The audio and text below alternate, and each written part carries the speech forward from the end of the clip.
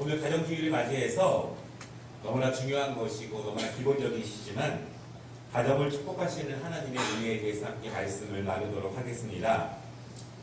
존 하워드 페인이라고 하는 미국 사람이 있었는데요. 이 사람이 1852년에 미국 사람인데 알제리에서 살다가 거기서 삶을 마감하게 되었습니다. 그리고 유언에 따라서 시신이 미국으로 오게 됐는데 자그마치 31년 후에 1883년에 미국에 그 유해가 도착하게 됩니다.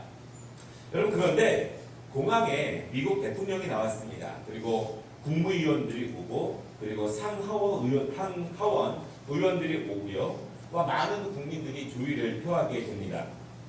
존 하워드 페인, 이 사람이 어떤 사람이기에 이처럼 국가적으로 이 사람의 그 죽음을 슬퍼하고 조문을 했을까?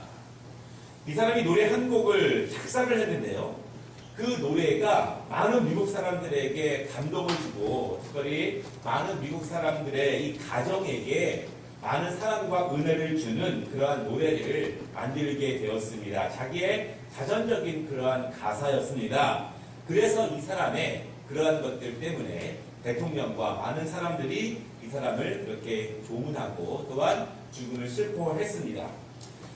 이분이 지은 노래가 있는데요. 그것이 영어로는 Home Sweet Home 이런 제목이고요. 우리말 제목으로는 즐거운 곳에서는 날 오라 하여도. 여러분, 우리 어렸을 때 많이 불러보지 않았습니까?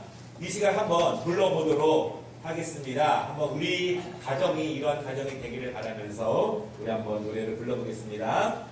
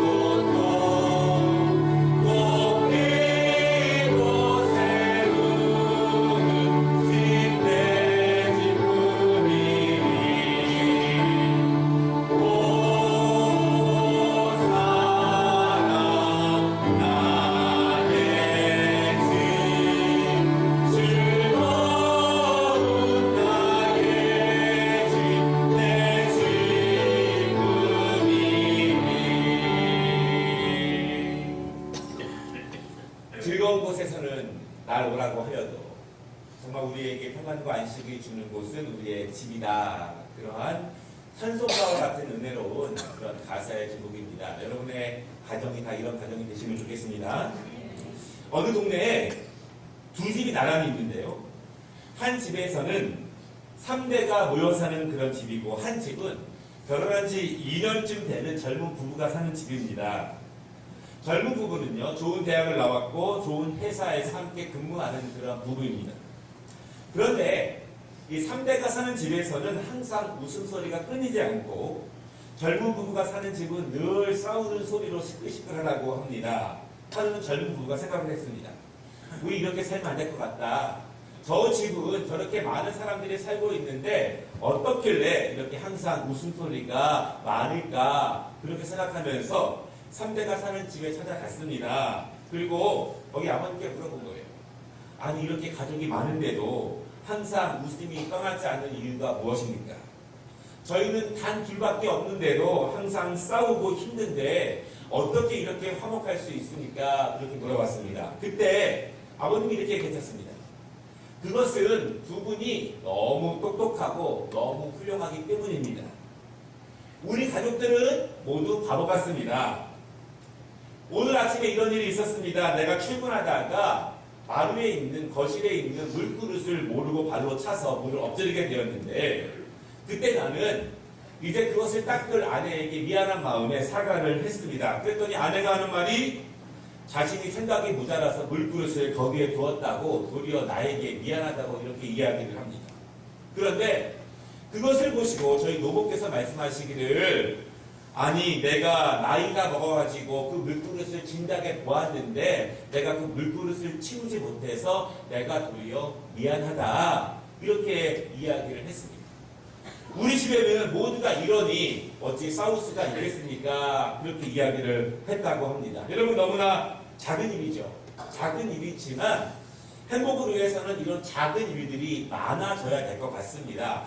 큰 일을 지혜롭게 하는 것도 중요하지만 작은 일 가운데서 이렇게 서로를 배려하고 그리고 서로가 살아가는 모습이 필요하다고 생각을 합니다. 오늘 가정주의를 맞이해서 오늘 말씀을 통해서 우리가 어떻게 행복한 가정이 될까 두 가지로 말씀을 나눌 것인데요. 첫째로 우리 한번 따라해 보겠습니다. 열심히 일하는 것이 하나님의 뜻이다. 열심히 일하는 것이 하나님의 뜻이다. 예. 여러분 행복한 가정을 꿈꾸지 않는 사람들은 아무도 없죠. 모든 분들은 가정에서 힘을 얻고 가정에서 평안함을 얻고 또 가정에서 용기를 얻어서 그 힘 가지고 밖에 나가서 능력 있게 살기를 원합니다. 우리 부모님들이 밖에 나가서 돈을 버는 것은 굉장히 힘든 일이에요. 어려운 일도 많습니다. 그래도 집에 오면은 가족들이 있고 자녀들이 있고 함께 식사를 나누고 함께 대화를 하고 또한 그렇게 즐거운 시간을 보내면서 힘을 얻습니다. 그리고 내일 해가 뜨면 또 밖에 나가서 힘들게 직장에서 또한 일을 하면서 돈을 벌게 됩니다. 마찬가지입니다. 우리 자녀들도 학교에서 공부하기 어렵지 않습니까? 또한 직장에 나아가서 세상을 처음 경험하면서 어려운 것들이 많습니다. 그런데 밖에는 그렇게 어려운 일이 많지만 집에 돌아오면 부모님이 따뜻하게 맞아주고 맛있는 식사를 주고 함께 대화하면서 내일 또다시 학교에 가고 내일 또다시 직장에 갈 수 있는 힘을 가정에서 얻을 수가 있습니다. 바라기는 여러분 중요한 진리가 있는데요. 행복한 가정이 되기 위해서는 집 안이 집 밖보다 더 행복해야 합니다. 집에 와서 더 힘들면 안 된다는 것이죠. 밖에서 힘들지만 안에 오면 사랑과 따뜻함이 함께 있어야 되는데 어떤 분들은 말합니다. 집에 오면 더 힘듭니다. 집에 오니 힘드니까 자꾸 밖으로 나아가려고 한다고 합니다. 집 안에 와서 더 힘들게 되면 가정이 행복해지기가 정말 어렵습니다. 보통 그런 가족들은요 이렇다고 합니다. 남편은 아내 탓을 하고 아내는 남편 탓을 하고 부모는 자녀 탓을 하고 자녀는 부모 탓을 하고 여러분 오늘 말씀을 보면은요 행복한 가정이 되기 위해서 가장 첫 번째는 부모들에게 주시는 하나님의 말씀이 있는데요. 오늘 2절 말씀에 보니까 부모들의 노동의 수고에 대해서 분명하게 말씀하십니다. 수고한 대로 일한 대로 그 열매로 가정이 행복해진다 그렇게 말합니다. 우리 자녀들, 청년들, 학생들 사춘기도 있는데 우리 가정이 어떻게 운영될 것인가?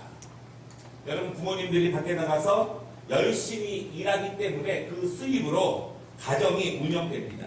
과거에는요 아빠 혼자서 열심히 일했지만 지금은 어머니도 일합니다. 어떤 집안은 어머니만 일하는 그런 집안도 있습니다. 우리 학생들, 청년들 부모님들이라고 즐거운 마음으로 일하는 것이 아닙니다.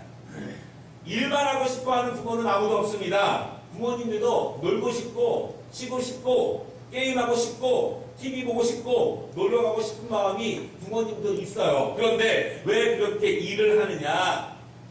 자녀들을 먹이기 위해서, 자녀들을 학교에 보내기 위해서, 자녀들에게 행복한 마음과 행복한 삶을 주기 위해서 부모님들도 놀고 싶고 즐겁게 보내고 싶은데 그것을 다 마다하고 열심히 일하게 됩니다. 우리 부모님들은 정당하게 일해서 가정을 잘 부양할 수 있다면 그 자체가 하나님의 축복입니다. 하나님 우리에게 일터를 주시고 일감을 주시고 회사를 강건하게 인도해 주시면서 우리가 열심히 일한 대로 우리 가정을 부양할 수 있게 하는 것 그것이 하나님의 축복이라는 사실을 여러분 믿으시기를 바랍니다. 우리 청년들이 있는데요. 학생들이 있는데요. 만약에 여러분 얼마 후면 여러분들도 결혼을 할 것이죠. 또 자녀를 낳을 것입니다. 그렇다면 이제 여러분의 힘을 가지고 열심히 일해서 여러분의 가족을 부양해야 되는데 그렇게 할 자신이 있을지 모르겠어요.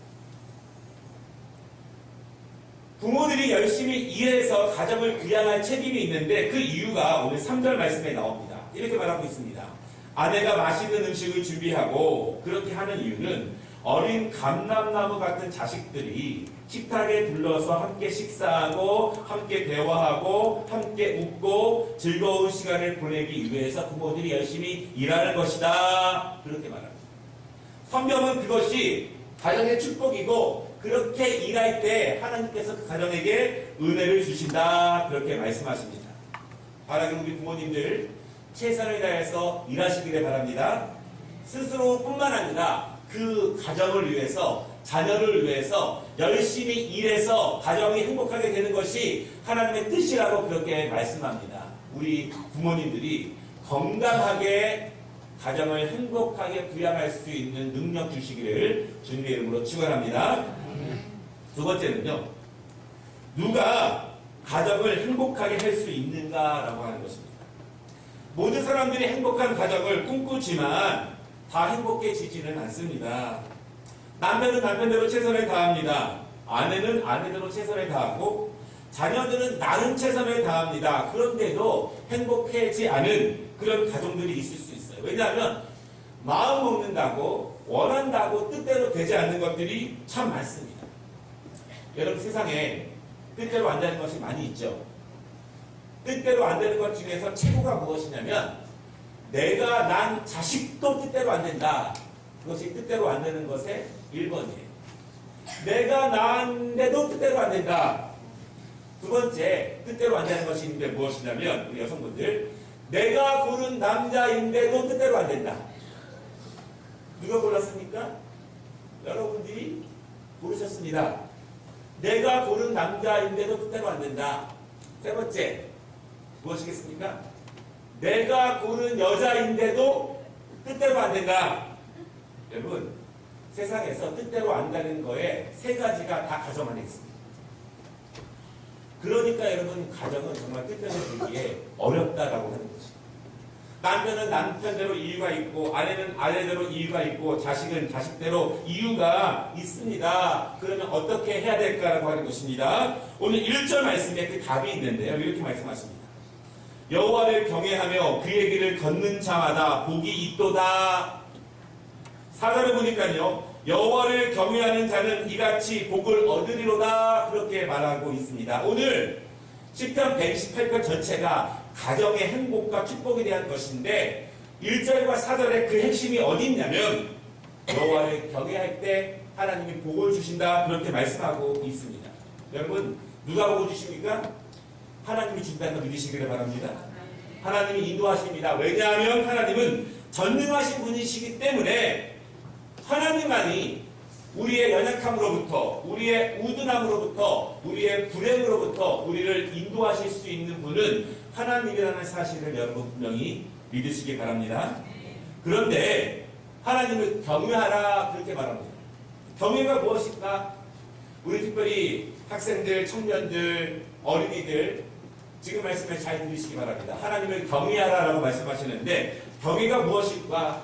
경외는 하나님을 섬기는 방법이고 예배하는 방법이에요. 예배 시간에 마음대로 하는 것이 아니라 하나님이 주신 법이 있는데 경외함으로 예배해야 된다 그렇게 말합니다. 우리가 기도할 때 방법이 있고 찬양할 때 방법이 있고 예배 시간에 방법이 있는데 그 방법대로 해야 하나님이 기뻐하신다 이렇게 말합니다.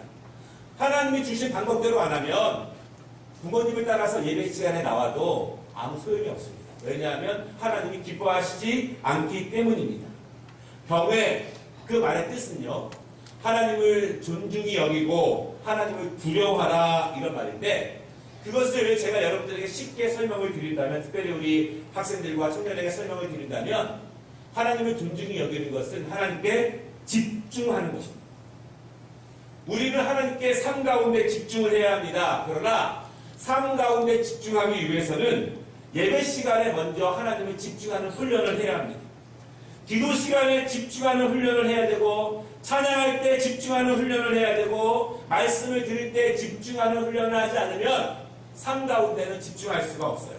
어떻게 집중을 해야 되는가? 정신 차리고 집중해야 합니다. 말씀을 받을 때에도 핸드폰 하지 말고 졸지 말고 하나님께 집중해야 한다. 이렇게 말합니다.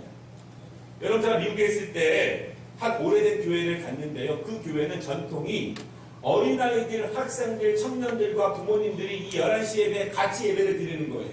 그런데 아무도 학생들 가운데서 움직이는 사람도 없고 떠드는 사람도 없고 왔다 갔다 하는 사람도 없고 조는 사람도 없고 핸드폰 사람도 없는 거예요. 제가 예배 끝나고 물어봤습니다. 그 목사님에게, 목사님, 어떻게 여기 있는 학생들과 어린이들과 청년들이 예배 시간에 이렇게 집중할 수 있겠습니까? 그랬더니 두 가지 이야기를 하는 거예요. 첫째, 우리 교회는 100년 전부터 그렇게 했습니다. 아이들이 어려서부터 그렇게 하나님께 예배하는 법을 어른들과 함께 드렸기 때문에 자녀들이 예배 시간에 집중해서 하나님께 예배를 드립니다. 둘째, 자녀가 예배 시간에 왔다 갔다 하거나 핸드폰하거나 졸거나 예배에 집중하지 못하면 집에 가면 부모님께 징계를 받습니다. 엄청나게 혼납니다. 부모가 자녀들에게 똑부러지게 교육합니다. 하나님께 드리는 예배는 그렇게 드리면 안 된다. 온전함으로 집중해서 예배 시간에 하나님께 올려드리는 집중을 훈련을 하지 않으면 삶 가운데 하나님이 기억하는 것은 거의 불가능하다. 그렇게 말씀하고 있습니다. 우리 학생들의 예배 시간에 움직이거나 핸드폰을 하거나 죽는 것은 하나님이 기뻐하시는 예배가 아닙니다. 예배 시간 1시간도 하나님께 집중하지 못하면 우리의 삶을 통해서 하나님께 집중할 수 없다는 사실을 여러분 믿으시기를 바랍니다. 하나님 말씀하십니다. 하나님을 경외하며 그 길을 따르는 자들에게 복이 있을지로다. 여러분, 우리가 그렇게 예배 드릴 때 하나님이 기뻐하신다는 사실을 믿으시기를 바랍니다. 오늘 1절에 이렇게 말씀하십니다. 그의 길을 걷는 자마다 복이 있도다. 복받는 비결은 정해져 있다는 것입니다. 내 맘대로 하고 자기 뜻대로 하면서 하나님께 복을 달라, 복을 달라 이렇게 말하는 것이 아니라 하나님이 복 주시는 사람, 하나님이 복 주시는 가정은 정해져 있는데 어떤 가정이냐면 그의 길을 걷는 자마다 라고 말합니다. 여러분, 내가 가고 싶은 길 마음대로 걷는 거 아닙니다. 하나님이 정해주신 그 길을 걸어갈 때 하나님이 복 주십니다. 하나님의 마음에 합했을 때 하나님이 복 주신다는 것입니다. 우리 모든 아버지들, 모든 어머니들, 모든 자녀들 행복한 가정을 위해서는 하나님이 말씀하신 그 길을 걸으시기를 바랍니다. 그 길을 걸으셔야 하나님이 복을 주십니다. 그 길은 어떤 길이십니까? 하나님이 말씀으로 우리에게 주신 것입니다. 하나님의 말씀을 배우고 듣고 그 말씀대로 살아가는 것을 의미합니다. 하나님이 주시는 길이 어떤 길인지 모르면 못 갑니다. 정확하게 알지 못하면 자기 마음대로 갑니다. 그리고 하나님께서 원하시는 길대로 갔다라고 그렇게 말합니다. 하나님의 말씀대로 살면 하나님이 그 사람을 축복하시고 하나님이 그 가정을 축복하신다는 사실을 여러분 믿으시기를 바랍니다. 남편도 마음대로 안 되고 아내도 마음대로 안 되고 자식도 마음대로 안 되는데 어떻게 행복한 가정이 될 수 있는가? 하나님이 그 가정을 지켜주시고 그 가정이 하나님께 경외함으로 예배하고 말씀대로 살아갔을 때 하나님이 복 주신다는 사실을 여러분 믿으시기를 바랍니다. 영국의 유명한 문학자 셰익스피어가 이렇게 말합니다. 하루를 행복하려면 목욕을 하십시오. 일주일을 행복하려면 새 옷을 입으십시오. 3개월을 행복하려면 말을 타십시오. 어느 유명한 3년을 행복하려면 결혼을 하십시오. 그러나 일평생을 행복하려면 정직하게 하나님을 믿으십시오. 그렇게 말하고 있습니다. 우리 가정 가운데 하나님의 은혜가 임하시기를 원합니다. 우리의 가정에 기도의 제목이 있다면, 그리고 또한 하나님께서 우리 가정을 축복해 주시기를 원하신다면 하나님께 온전함으로 나아가는 가정이 될 때 하나님이 축복해 주심을 믿으시기를 바랍니다. 마지막 영상을 하나 준비했는데요. 영상을 잠깐 어느 유명한 철학 교수의 강의 시간에 있었던 일입니다. 수업이 시작되자 교수는 책 대신 커다란 플라스틱 통을 교탁 위에 올려놨습니다. 그리고 통 속에 공이 가득 차자 학생들이 물었습니다. 다 찼습니까? 네, 다 찼어요. 다쳤어요. 이번에는 작은 자갈을 쏟아부고는 물었습니다. 자, 이번에도 다 찼습니까? 학생들이 또 그렇다고 하자 교수는 모래를 부으면서 또다시 같은 질문을 던졌습니다. 자, 다 찼습니까? 네, 이제 정말 꽉 찼는데요. 역시 같은 대답이 나오자 마지막으로 교수는 홍차 한 잔을 통 속에 쏟아 부었습니다. 홍차가 모래틈으로 스며들자 그 흥미로운 상황을 보고 학생들이 웃기 시작했습니다. 이 통은 여러분의 인생입니다. 탁구공은 가족, 건강, 친구고, 자갈은 일과 취미며, 모래는 그 외에 자질구레한 일들이지요. 만약 모래를 먼저 통 속에 넣었다면 탁구공도 자갈도 들어갈 수 없었을 것이라고 말입니다. 자신에게 주어진 시간 동안 자질구레한 일만 하다 보면 정작 중요한 것은 할 수 없게 될 수도 있어요. 그리고는 인생에서 가장 중요한 것들이 무엇인지 순서를 정해보라고 했습니다. 교수의 얘기가 끝나자 한 여학생이 질문했습니다. 교수님, 그렇다면 마지막에 부은 홍차는 뭔가요? 그것은 여유입니다. 모두들 기억하세요. 아무리 바쁜 인생에도 따뜻한 차 한 잔 마실 여유는 있다는 것을요. 기도하겠습니다.